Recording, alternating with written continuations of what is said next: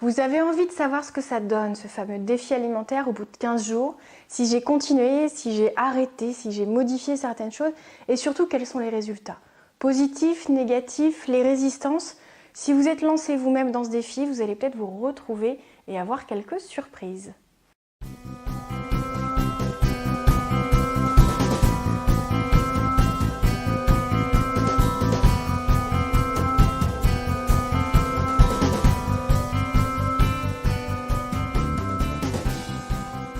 Bonjour à tous, c'est Valérie Sauvage du site challengeyourself.fr. N'hésitez surtout pas à aller voir sur le site, vous allez trouver beaucoup de conseils, des vidéos, des thèmes, questions-réponses qui peuvent vraiment vous changer la vie, vous aider, vous montrer que finalement ce que vous semblez être typique de votre fonctionnement ou de votre tempérament est propre à beaucoup de personnes. Donc surtout ne vous privez pas, faites-vous plaisir, libérez-vous de certaines choses. Je suis vraiment là pour ça. Ces vidéos, c'est pour vous donner des conseils, pour vous éveiller, pour vous donner envie d'aller plus loin, de changer de vie, de décrocher enfin dans tous les domaines de votre vie tout ce que vous avez envie d'avoir, d'être et de faire. Alors ce défi à 15 jours, pour ceux qui ont déjà regardé les premières vidéos, c'est vraiment un rééquilibrage alimentaire de fond, puisque ça change énormément par rapport à mes habitudes alimentaires passées. Je pense que de votre côté, c'est aussi quelque chose de nouveau, de curieux, d'inattendu, le fait de séparer les aliments protéines des aliments qui sont des féculents. Du coup, au bout de 15 jours, quel est mon ressenti?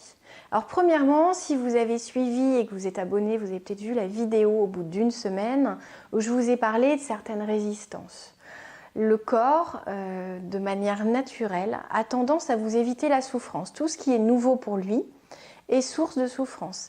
C'est-à-dire qu'il fonctionne, même si le fonctionnement ne correspond pas à vos besoins, c'est quand même une habitude qui est ancrée et qui fait que c'est des fois plus confortable de rester dans quelque chose de désagréable, qui ne fonctionne pas, qui ne vous apporte pas ce que vous voulez, mais qui au moins n'est pas du domaine de la nouveauté, qui n'est pas de l'inconnu. L'inconnu fait peur, alors il y en a qui adorent ça, mais l'inconnu pour la majorité des personnes, c'est quelque chose qu'on a tendance à fuir, à redouter, à repousser. Donc ce qui s'est passé, c'est que la première semaine, il y a eu un coup de fatigue les 3 premiers jours. C'est-à-dire que déjà, il fallait vraiment tout repenser, c'était compliqué, c'était pas inné, naturel, automatique. Donc les moments de repas devenaient peut-être même plutôt désagréables, au sens où je me demandais ce que j'allais manger. Après, j'ai pris un rythme en me disant plutôt que d'éviter la surprise et puis une fois la faim au ventre, de me poser ce type de questions. C'est pas là qu'on est le plus efficace quand on a faim. Je me suis dit, je m'organise. Je me fais un espèce de menu, alors vous pouvez le faire à la journée, vous pouvez le faire sur votre semaine, ce qui est pratique quand on fait ses courses, ça permet d'éviter le gâchis parce qu'on achète vraiment ce dont on a besoin. Et puis du coup, cet obstacle, le fait de se demander, oh là, c'est compliqué, comment je fais là aujourd'hui pour ne pas mélanger les protéines aux féculents, pour trouver des idées, des choses qui sont sympas en termes de goût, pour qu'il n'y ait pas juste un intérêt au niveau énergie, au niveau récupération, au niveau santé, mais que la notion de plaisir soit bel et bien là. Donc cette semaine-là a été compliquée parce qu'il fallait mettre en place quelque chose de nouveau, il fallait le tenir. Alors ce qui est plus simple, c'est quand on se dit c'est un défi sur 30 jours, on se dit on va quand même les tenir ces 30 jours. On ne se dit pas que c'est à tout jamais, que c'est vraiment notre nouvelle hygiène alimentaire, qu'on est contraint pour une raison extérieure ou parce qu'on a décidé soi-même de se fixer ce nouvel objectif, un peu comme ce qui se passe quand on décide d'arrêter de fumer par exemple, où on ne se dit pas j'arrête de fumer 30 jours. En général, si on a réussi à franchir les 30 jours, autant continuer. Et bien là, c'est la même chose, c'est-à-dire que la première semaine était vraiment la plus difficile. Regardez la vidéo, ça vous permettra d'en savoir plus. À 15 jours, où est-ce que j'en suis? Clairement, la nouveauté est déjà derrière. 15 jours de nouveauté, ça n'est plus une nouveauté. Et donc, j'ai réussi à trouver des petits plats, alors même des choses que je remets régulièrement dans mon alimentation, des choses qui me plaisent. L'habitude des fruits en début de repas est vraiment devenue quelque chose de systématique. Donc j'ai vraiment, même quand je fais mes courses, une recherche de fruits faciles à manger, à croquer pendant que je prépare à manger. Et puis le moment du jus le matin est devenu un bonheur, un plaisir incroyable. J'ai essayé plein de jus, on est en hiver, donc même si j'adore les pêches, les framboises, etc., on est quand même sur des fruits d'hiver qui auraient pu compliquer la chose, c'est pas le cas. Les poires en jus, c'est divin, avec un peu de pommes. Le gingembre, c'est une découverte que j'ai faite avec la betterave. On est vraiment en pleine saison. Il y a la betterave rouge qu'on connaît tous, Il y a la betterave blanche qui a un goût qui est absolument incroyable. Donc souvent, vous la trouvez dans les magasins bio. Moi, j'ai la chance d'avoir comme partenaire Naturalia, puisque pour le défi alimentaire, si vous avez vu le lancement, eh bien, je suis suivie par SportMed, qui est spécialisé en accompagnement sportif et puis de récupération. Et également Naturalia, qui est vraiment une chaîne de magasins qui veille à la qualité de ses produits. Et pour moi, c'était primordial, puisque changer mon alimentation, aller vers du mieux, vers quelque chose de plus sain, passait aussi par la qualité des produits. C'est évident, mais si on n'y réfléchit pas, on continue des fois d'acheter du pas cher, des produits pleins de pesticides. Je ne dis pas qu'il n'y en a pas dans le bio, mais c'est quand même quelque chose de beaucoup plus surveillé, plus contrôlé et vraiment limité. Voilà. C'était un petit point parce que je tiens vraiment à les remercier, parce que sans eux, il n'y aurait peut-être pas eu la même qualité au niveau du test et donc les mêmes résultats. Voilà, donc effectivement, ces jus du matin, c'est rentré dans la normalité, c'est quelque chose que je n'arrêterai jamais. Le fait de pouvoir m'alimenter que de fruits, alors sous forme de jus, mais je croque des pommes, du raisin, etc. à 10-11 heures si jamais j'ai faim, ce qui est rare, honnêtement. Je vais chercher le plaisir plutôt que d'aller grignoter ou d'avoir la tablette de chocolat, ce que je faisais régulièrement avant à côté de mon bureau. Bien, je l'avais là et puis je grignotais, je la voyais assez peu défiler. Là, j'ai effectivement un petit bol avec du raisin ou des clémentines, voilà. J'évite les fruits secs, c'est beaucoup plus riche. Même si vous le savez, il n'y a pas de notion de régime. Si vous, il y a cette envie-là, cette envie de perdre du poids, par le fait de rééquilibrer votre alimentation, méfiez-vous des fruits secs quand même. Les pruneaux, les abricots, les dattes, les figues, c'est quand même quelque chose d'extrêmement calorique. Si vous êtes curieux, allez voir sur internet et vous allez avoir des surprises. Donc évitez de vous faire un demi-paquet de pruneaux, de figues, de dattes fraîches, même si les dattes c'est excellent, c'est un truc que j'adore. Méfiez-vous, mieux vaut picorer quelques amandes. Pareil, on ne se fait pas tout le paquet parce que c'est très calorique. Si mes souvenirs sont bons, ça doit être 500 calories au 100 grammes ou quelque chose comme ça. Donc, mine de rien, 500 calories, c'est énorme, surtout quand on est en train de faire autre chose. On n'a des fois pas la conscience de tout ce qu'on peut manger, tout ce qu'on ingurgite, et c'est après qu'on regarde le paquet qui a considérablement diminué, qu'on fait oh, j'ai pas savouré parce que j'étais pas concentrée dans l'instant, j'étais pas au cœur d'une pause en train de me rendre compte que je mangeais des amandes, qu'elles étaient bonnes, etc. J'étais en train de faire autre chose, j'étais sur l'ordi, j'étais en train de travailler, j'étais en train de boucler un dossier qui demandait vraiment une vraie attention, et du coup ce que je mangeais à côté est passé totalement inaperçu. Donc éviter ce genre de choses, c'est de toute façon jamais très bon, quelle que soit la chose que vous mangez. Si c'est très gras, très sucré, c'est encore pire, mais même si c'est un fruit, c'est dommage de ne pas savoir prendre de pause. Une petite pause, on boit un verre d'eau, on boit un jus frais, on grignote quelques amandes. C'est pas ça qui va vous faire gâcher votre journée, prendre un retard fou. Il faut se ressourcer et donc il faut savoir aller chercher des pauses pour être plus énergique derrière. Voilà. Donc le côté fatigue a également diminué. C'est-à-dire que la fatigue des premiers jours, c'était vraiment compliqué. Mais je pense que c'était psychologique aussi parce que je me disais, ça y est, encore une journée où je me demande ce que je vais manger, comment je vais le faire, est-ce que ça va être bon? Alors moi, j'ai un rapport à la nourriture où je cherche la notion de plaisir en termes de quantité. J'aime bien manger en bonne quantité. La sensation de faim, c'est quelque chose que j'ai assez rarement. Voilà, j'ai plutôt le phénomène inverse où j'ai tendance à me dire, là, j'ai pas arrêté de manger à temps. J'ai le ventre un peu ballonné. Mais du coup, justement, ce rééquilibrage alimentaire répond aussi à ce besoin, puisque je vous l'ai dit, ça agit sur la digestion. Il y a un confort qui est incroyable. Alors, ce qui se passe au bout de 15 jours, je m'en étais déjà rendu compte au bout d'une semaine, hein, mais c'est devenu fou parce que quels que soient les aliments, la combinaison doit toujours être aussi parfaite que possible. Hein. On dissocie toujours les féculents des protéines, donc on mange des féculents avec des légumes, ou des légumes avec des protéines, mais pas protéines, féculents.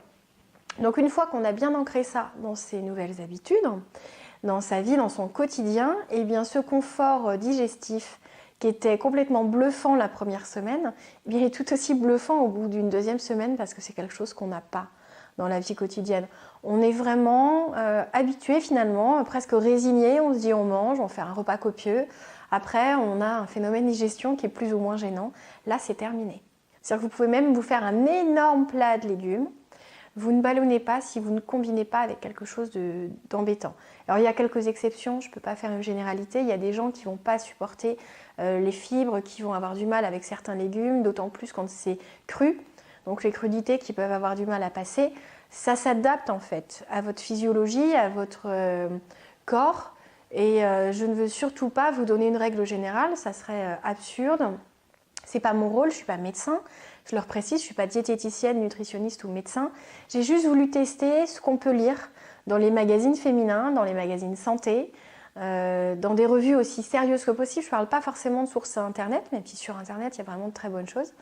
C'est ce que j'essaye d'ailleurs de vous amener à travers ces vidéos, des choses qui vont vous être utiles, qui ont des sources fiables. Et du coup, plutôt que d'avoir ce doute de me demander si on pouvait vraiment agir, si on pouvait vraiment éviter les coups de barre, si on pouvait vraiment être moins fatigué en se levant le matin, s'il y avait tout un ensemble de bienfaits positifs qu'il était possible de ressentir. Alors c'est évident que manger plus sainement sur la durée, c'est quelque chose qui, au niveau santé, est connu, reconnu et dont on a conscience. Pour autant, est-ce qu'on peut le ressentir? Souvent, on nous dit que quand on prend soin de soi, on ne s'en rend pas compte de l'efficacité, tout simplement parce que le positif est rarement palpable. Quand vous vous sentez bien, vous ne vous rendez même pas compte, vous trouvez ça normal. C'est quand on est malade qu'on savoure le fait d'être bien. C'est quand on sort justement d'une grippe, d'une gastro, de maux de gorge importants, d'une sciatique, d'une entorse. J'en ai eu une l'année dernière, donc je sais de quoi je vous parle. Que quand on retrouve finalement la mobilité, quand on se libère de cette douleur, quand la maladie passe, le virus, les bactéries, tout ça, quand le boulot, le travail du corps est efficace, que les jours sont passés, et là on se dit ah, qu'est-ce que c'est agréable de ne plus avoir mal au ventre, de ne plus avoir mal au dos, de ne plus avoir mal aux dents. Les maux de dents, c'est un truc incroyable, sauf qu'on ne le savoure pas quand on n'a pas mal aux dents. Donc n'oubliez pas que le positif, c'est quelque chose qu'on ne sait pas voir dans sa vie, pas assez. C'est un problème récurrent d'ailleurs que je vois au cabinet quand je suis donc mes clients. Pour ceux qui ne me connaissent pas, je suis coach, je reçois un cabinet à Rennes, mais aussi par téléphone. C'est-à-dire qu'il n'y a pas d'excuse de vous dire « Ah, j'aurais pu la consulter, mais je suis à Toulon, donc je ne peux pas, elle est à Rennes. » C'est faux, vous avez un téléphone, j'en ai un aussi, vous verrez, ça marche très très bien. Ce qu'il faut, c'est se donner les moyens. Votre esprit, vous devez l'aider, votre corps, vous devez l'aider, votre santé, c'est votre responsabilité. Donc au bout de 15 jours, je peux juste vous dire que je trouve ça génial. Ce défi n'était pas facile à lancer. J'avais plus d'appréhension finalement avant de le commencer qu'une fois dedans. La première semaine passée, qui a été la plus difficile, et bien là, je rentre dans des habitudes plus confortables. Je savoure, j'observe vraiment ce qui se passe. Ça m'a été demandé d'ailleurs par les médecins qui me suivent. J'observe ce qui se passe au niveau ressenti et je n'y vois quasiment que du bon. Alors quand je vous dis quasiment, c'est parce que des fois, j'aimerais bien manger un truc qui n'est pas dans la liste, entre guillemets. Des choses du commerce, des bonbons, du chocolat. Je crois que vous avez compris que j'aimais le chocolat. Mais du coup, voilà, on a toujours ces envies parce que ça fait, pour ma part, des années que j'avais ces habitudes de chocolat, de grignotage. Je sais, le grignotage n'est pas bon, mais je ne vais pas vous dire que je suis parfaite, ça serait faux, loin de là. Donc, effectivement, je grignotais entre les repas, même des fois avant de manger. J'aimais les apéritifs, je ne parle pas forcément d'alcool, mais même des jus, notamment du commerce, c'est très très sucré, même dans du jus de carotte. Mon naturopathe me dit qu'il rajoute du sucre pour certaines marques, hein, pas toutes, mais il y a beaucoup de sucre caché dans l'alimentation, beaucoup de sel, beaucoup de choses qui sont finalement pas très bonnes. Et là, le fait de rééquilibrer, de cuisiner encore plus maison que ce que je faisais avant et de dissocier, c'est un pari qui est pour l'instant gagné. Donc ça fait 15 jours, il me reste encore 15 jours à tenir. Je vous dirai ce qu'il en est la semaine prochaine. Donc n'oubliez pas, si vous avez des résistances, si vous avez envie d'abandonner, le plus dur c'est le début. C'est comme en tout, c'est comme quand on se remet au sport, c'est comme quand on apprend une langue. Il y a une mise en route qui est compliquée. Il y a de nouvelles habitudes à prendre, il faut 30 jours pour ancrer une nouvelle habitude. Donc on ne chasse pas une autre habitude sans la remplacer par une autre.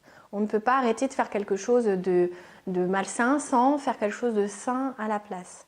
Donc surtout, ne vous découragez pas. C'est difficile.